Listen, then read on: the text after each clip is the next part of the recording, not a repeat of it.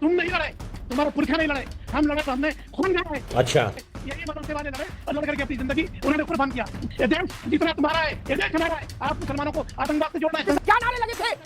वो 5 लाख लोग कहां से आए और उन 5 लाख पर हम भरोसा कैसे कर ले? मुफ्ती साहब जो बुरहान वानी को कंधा दे रहे थे और भारत तेरे टुकड़े होंगे का नारा लगा रहे थे। इंशाल्लाह इंशाल्लाह 5 लाख लोगों को बुरहान वानी के उसमें जनाजे में 5 लाख लोगों को अगर कॉर्डन ऑफ करके घेर कर कुछ उनका स्वागत सत्कार कर दिया गया होता तो हिंदुस्तान में जाने कितने लोग छत से कूद गए होते, हंगामा करते। आतंकवादियों का समूह नाश हो जाएगा तो पहलगाम वाला घटना के बाद भाजपा कोई कार्टून कैसे बनाएगी कि धर्म पूछ कर मारा, जाति नहीं। जब आतंकवादियों का समूह नाश हो जाएगा तो इस तरह की पॉलिटिकल माइलेज कैसे भाजपा को मिलेगा? ये समस्या भाजपा की खड़ी हो जाएगी ना। आतंकी मामले में निरुद्ध दोषी पाए गए एक व्यक्ति को सरकार ने मुआवजा भेजा मंत्री के हाथ में। अशोक जी आपकी सरकार, अगर सब आतंकवाद खत्म हो जाएगा तो इस भाषण का भी फिर क्या उपयोग रहेगा? फिर तो इतिहास की वस्तु हो जाएगी कि मुसलमानों एक हो जाओ, हमारी रहनुमाई में नहीं भाजपा वाले तुम्हें मारेंगे। अभी 4-5 सीट आ भी रही बिहार में, फिर ये भी चली जाएगी सीमांचल कि कोई बड़ा आतंकवादी हमला हो गया तो लिया बोले 1960 में श्यामलाल ने भी एक बकरी मारी थी, वो भी आतंकवादी। चलिए शुरू करते हैं। मुफ्ती साहब, आप और आप जैसे तमाम आलिम लोगों ने बात कही कि हमारा बाबर से क्या लेने देना, हमारी गांठ क्यों बाबर से जोड़ते हो? हालांकि शफीकुर रहमान बर्क ये कहते थे कि मैं हिंदुस्तानी नहीं हूं, पूछो चाचा क्या हो? कहते थे मैं बाबरी खून है मेरी बॉडी में। देख क्या वो कहते डायरेक्ट समरकंद वाला मामला चल रहा है अभी। लेकिन एक राजनीतिक दल का नेता विधायक सार्वजनिक तौर पर घोषणा कर रहा है कि हम 6 दिसंबर को बाबरी मस्जिद का शिलान्यास करेंगे। कहां? मुर्शिदाबाद में, जहां 70% मुसलमान हैं। ये क्या मैसेज है? ये गंगा जमुना है, भाईचारा है, रुमाली रोटी तंदूरी रोटी है? मुफ्ती साहब देखिए, बाबरी मस्जिद का जो मामला था, सुप्रीम कोर्ट के वर्डिक्ट आने के बाद बात खत्म हो गई, वो इश्यू खत्म हो गया। अब रहा सवाल, वो बात कर रहे थे हमारे भाजपा के प्रवक्ता मुस्लिम परस्त बात कर रहे थे और मुसलमानों को आतंकवादी से जोड़ रहे थे। एक बड़े, आप गौर करिए, अवैसी को भाई बोल रहे थे और मुसलमानों को आतंकवाद से जोड़ रहे थे। तो पता चला कि अवैसी और इनका क्या रिश्ता है, आज सबके सामने आ गया। अब मैं बात आता खुल करके मैं बोलता हूँ, इनको आईना दिखाता हूँ। अंग्रेजों से तुम नहीं लड़े, तुम्हारे पुरखे नहीं लड़े, हम लड़े तो हमने खून गाए। अच्छा, यही मदरसे वाले लड़े और लड़ करके अपनी जिंदगी उन्होंने कुर्बान किया। जब जब पाकिस्तान से वार हुआ, पर जाकर के मुसलमानों ने खून दिया। मुसलमानों को आतंकवादी कहने वालों से बड़ा कोई आतंकवादी नहीं है। अगर मदरसे में यही मदरसे हैं जिन्होंने बड़े बड़े उलमा पैदा किए, जिन्होंने देशभक्ति के तराने लिखे, देशभक्ति के गाने लिखे, देश के लिए कुर्बान हो गए, और 3% लोग ही मदरसे के अंदर पढ़ते हैं। मैं कहता हूँ अगर कहीं खामियां हैं, कहीं गलतियां हैं, तो गलतियों को दुरुस्त करो। मदरसे के बंद करने के बारे में आप बात करें, आपके नहीं कई नस्लें याद करेंगी मदरसों को बंद करने के लिए। ये देश जितना तुम्हारा है, ये देश हमारा है। आप मुसलमानों को आतंकवाद से जोड़ना है, आतंकवादियों की बात। ठीक है मुफ्ती साहब, मेरा एक छोटा सवाल था मासूम जैसे ही कि बुरहान वानी के अंतिम उसमें यात्रा में जो 5 लाख लोग थे वो कहां से आए थे? यूथोपिया से आए थे। अब वो मुसलमान नहीं थे, वो क्या थे? वो पादरी थे? नहीं ना। और क्या नारे लगे थे बुरहान वानी जी, उसमें क्या नारे लगे थे? आपको याद है नारे क्या लगे थे? वो अमन चैन के नारे लगे थे। क्या नारे लगे थे? वो 5 लाख लोग कहां से आए और उन 5 लाख पर हम भरोसा कैसे कर ले? मुफ्ती साहब जो बुरहान वानी को कंधा दे रहे थे और भारत तेरे टुकड़े होंगे का नारा लगा रहे थे, इंशाअल्लाह इंशाअल्लाह कर रहे थे। आतंकवाद से जोड़ के कैसे आप देखेंगे? गजब बात है। आतंकवादी के जनाजे में 5 लाख लोग गए और छाती पीट रहे थे हिंदुस्तान के खिलाफ। जो हिंदुस्तान के खिलाफ है उसको मार के पाकिस्तान भेज दो। ठीक है मुफ्ती साहब, अभी रुकना होगा। ठीक है मुफ्ती साहब। मुफ्ती साहब आपने तो कह दिया, लेकिन ये बात आप भी जानते हो, 5 लाख लोगों को बुरहान वानी के उसमें जनाजे में 5 लाख लोगों को अगर कॉर्डन ऑफ करके घेर कर कुछ उनका स्वागत सत्कार कर दिया गया होता तो हिंदुस्तान में जाने कितने लोग छत से कूद गए होते, हंगामा करते हुए। नहीं, आप भी जानते हो क्या?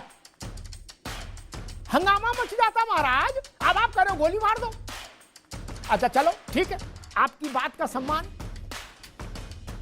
मैं कहूंगा सरकार से कि अब की कभी ऐसा दृश्य उपस्थित हो कि आतंकवादी को महिमा मंडित किया जाए तो मुफ्ती साहब की सलाह को मानते हुए गोली तक मारी जा सकती है। एक बार करके देख लो। लेकिन फिर समाजवादी पार्टी को समझाना पड़ेगा मुफ्ती साहब, नहीं मान लीजिए वो भावुक हो गए तब क्या होगा? वो प्रतिनिधिमंडल भेज देंगे तुरंत वहां कि मासूमों के ऊपर गोली चलाई गई। अशोक जी नहीं, मामला अल-फलाह का है और अब वो आदमी वहां से बयान दे रहे, बोले मासूमों पर अत्याचार हो रहा है, मासूम मुसलमानों पर। अशोक भाई नहीं, ये कौन सा थर्मामीटर रखते हैं इस तरह के लोग? ये तुरंत जान जाते हैं, मतलब एनआईए नहीं जान पाती कौन दोषी कौन मासूम। ये लोग जान जाते हैं घटना घटी और तुरंत जान जाएंगे कि मासूम है। अशोक जी देखिए अमिताभ जी, आपने कहा बुरहान वानी के जनाजे में ज्यादा लोग इकट्ठा हुए, बिल्कुल सही बात आपने कही। 5 लाख लोग इकट्ठा हुए थे और उसमें भाजपा ने आरोप भी लगाया था कि पीडीपी के लोग और न जाने क्या क्या बातें कही थी भाजपा के लोगों ने। लेकिन उसी पीडीपी के साथ भाजपा ने गठबंधन किया, सरकार बनाई। तो एक बड़े विज्ञापन, कोल्ड ड्रिंक का विज्ञापन आता है कि फला के थम्सअप के लिए कुछ भी करेगा, तो भाजपा उस विज्ञापन को अडॉप्ट की है कि सत्ता के लिए कुछ भी करेगा। आतंकवादियों से हाथ मिलाना, उसके दल से जिसको हम आतंकवादी वाला दल बताते हैं उससे भी हाथ मिला लेगा सत्ता के लिए। इसके अलावा अभी यूपी भाई कह रहे थे कि आतंकवादियों का इलाज कर देंगे, ये कर देंगे। हम लोग तो चाह रहे हैं कि इलाज हो जाए, समूल नष्ट हो जाए आतंकवाद का, चाहे वो किसी धर्म का हो, किसी संगठन का हो, समूल नाश हो जाए आतंकवाद का। जब समूल नाश हो जाएगा, लेकिन समस्या तो भाजपा के लिए खड़ी हो जाएगी अमिताभ जी। जब आतंकवादियों का समूल नाश हो जाएगा, तब वो पुलवामा का जब घटना होगा तो कैसे साहब जाएंगे वोट मांगने कि भाइयों बहनों आपका पहला वोट पुलवामा के शहीदों के नाम पर मिल सकता है क्या? हिपोक्रेसी की भी सीमा होती है। जब आतंकवादियों का समूल नाश हो जाएगा तो पहलगाम वाला घटना के बाद भाजपा वो जो कार्टून कैसे बनाएगी कि धर्म पूछ कर मारा, जाति नहीं। जब आतंकवादियों का समूल नाश हो जाएगा तो इस तरह की पॉलिटिकल माइलेज कैसे भाजपा को मिलेगा? ये समस्या भाजपा के लिए खड़ी हो जाएगी ना। तो विपक्ष तो हमेशा चाहता है कि आतंकवादियों का नाश हो जाए, आतंकवादी खत्म हो जाए, चाहे वो कहीं के आतंकवादी हो। भाजपा को इस पे विचार करना चाहिए कि आतंकवादियों को अगर वो खत्म कर देंगे तो फिर वोट कैसे मांगेंगे? सवाल इस बात का, तभी इससे जरा ओपी भाई से पूछिएगा। ठीक है, अभी मजा आएगा ना भिड़ो। एक अशोक जी ने जो बात कही वो इतनी सरल नहीं मैं आ रहा हूं पास, उन्होंने कुछ चीजें जानबूझकर स्किप कर दी। आतंकी मामले में निरुद्ध दोषी पाए गए एक व्यक्ति को सरकार ने मुआवजा भेजा और मंत्री के हाथ से भेजा। अशोक जी आपकी सरकार, वो तो भला हो कि मंत्री के पहुंचने से पहले वो मर गया, फिर बवाल मचा। इतना सरल नहीं कहना। और अगर सब आतंकवाद खत्म हो जाएगा तो इस भाषण का भी फिर क्या उपयोग रहेगा? फिर तो इतिहास की वस्तु हो जाएगी कि मुसलमानों एक हो जाओ हमारी रहनुमाई में, नहीं भाजपा वाले तुम्हें मारेंगे। तो ये भी तो खत्म हो जाएगा, तो इधर की भी दुकान बंद हो जाएगी, भी जान लीजिए। जो थोड़ा बहुत सूत फेनी और सिमई बिक रही है ये भी खत्म। अभी 4-5 सीट आ भी रही बिहार में, फिर ये भी चली जाएगी सीमांचल में। फिर काहे को कि भाजपा वालों नहीं, मुसलमानों तुम्हें भाजपा से हम ही बचाएंगे। और बाकी ओपी सिंह जी जवाब देंगे। एक बात याद आ गई तो बोली दूं, हमको मालूम है कि इन्होंने महबूबा मुफ्ती के साथ अलायंस किया था, मालूम है। हमको ये भी मालूम है कि मुलायम सिंह जी ने कहा था कि इस देश में जितनी समस्याएं, अशोक जी सुन लीजिए, इस देश में जितनी समस्याएं हैं उन सबकी जड़ में कांग्रेस है। क्या? इस देश में जितनी समस्याएं हैं सबकी जड़ में कांग्रेस है। उसी कांग्रेस के झंडे के पीछे समाजवादी पार्टी चल रही है कि नहीं चल रही है? अलायंस है कि नहीं है? तब क्या करें? तब क्या करें? है ना अलायंस? तो विवाह फिर तलाक फिर विवाह, ये तो राजनीति का खेल है। कैसी लगी? आगे स्वाद। अल-फलाह जैसी यूनिवर्सिटी क्यों रहे? क्यों रहे? उसको भस्मीभूत होना ही चाहिए। और मैं तो मांग करता हूं कि सरकार को ऐसे संस्थानों को मान्यता देने के बाद अपना दायित्व पूर्ण नहीं मान लेना चाहिए। ऐसी हर संस्था में एक सरकारी आदमी रिप्रेजेंटेशन में रहे, उसके प्रबंधन में, जो कम से कम खिड़की खोली रखे। कौन पार्टी क्या कह रही है, इससे देश की सुरक्षा को कंप्रोमाइज नहीं किया जा सकता कि फला नाराज हो जाएंगे ढिकाने, इससे क्या फर्क पड़ता है। पार्टियों को चुनाव लड़ना है, उनके लिए अंतिम सीमा चुनाव है, देश नहीं। देश उससे आगे की चीज। जो लोग कवर फायर देने की कोशिश करते हैं, 200 डॉक्टर रडार पर हैं, 20 एक पकड़े गए, 2 के चिथड़े उड़ गए, आत्मघाती थे, सब एक ही वर्ग से है कि नहीं है, इसमें कोई शक है क्या? और जब ये बात बोलो तो कोई आएगा मोबाइल से, वो एआई से पूछेगा कि भाई कोई हिंदू बताओ जिस पर आतंकवाद का वो चश्मा हुआ हो, तो बोले रामलाल। बोले रामलाल का क्या हुआ? अरे क्या करते हो यार, कवर फायर देना है क्या?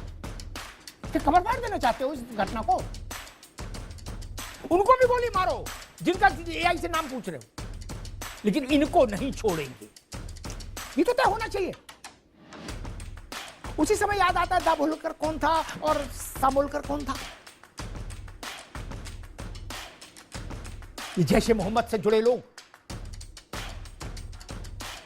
पाकिस्तान से जुड़े लोग, इनकी हिमायत कई बार क्या होता है, हिमायत सीधे की जाती है और कई बार चतुराई से भी की जाती है। कि कोई बड़ा आतंकवादी हमला हो गया तो लिया, बोले 1960 में श्यामलाल ने भी एक बकरी मारी थी, वो भी आतंकवादी था, मारने वाला मुर्दाबाद। बोले किनके खिलाफ हो? बोले इनने छत्तीस सिंहपुरा में 40 लोग मार दिए आईडी से, बम विस्फोट। उनकी तुलना किससे कर रहे हैं? रामलाल से। श्यामलाल बोले इन्हें भी बकरी मारी थी एक बार। गजब करते हो महाराज, ऐसा नहीं करो। और एक और नई बात जो मुझे समझ में आती हुई है कि मदरसा हो या ऐसी यूनिवर्सिटी हो, उनको भी आत्मचिंतन करना चाहिए। एनफ इज एनफ, ये चलेगा नहीं। मुसलमानों को भी सोचना चाहिए मदरसों से क्या लाभ बचा? कुछ लाभ नहीं बचा। एक स्टिंग हुआ था सीमा पर, जो मदरसे बने हैं मुफ्ती साहब, नेपाल सीमा पर, क्या सिवाय पैसे का हवाला कारोबार के अलावा वहां कुछ नहीं, न पढ़ाने वाला न पढ़ने वाला। क्या क्यों खोले हैं मदरसे? क्यों खोले?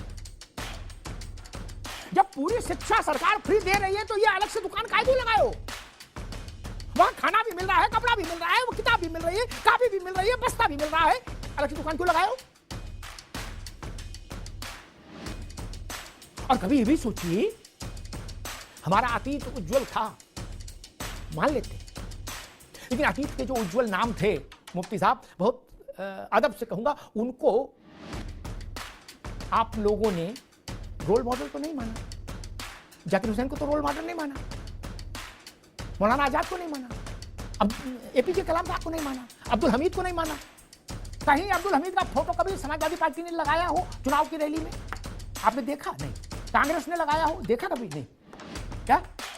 और छोड़िए, अरशद मदनी और महमूद मदनी ने कभी अपने किसी जलसा में फोटो लगाया क्या वीर अब्दुल हमीद का? मुफ्ती साहब हाँ नाम फेफ से हिला दो, हम मान लेंगे।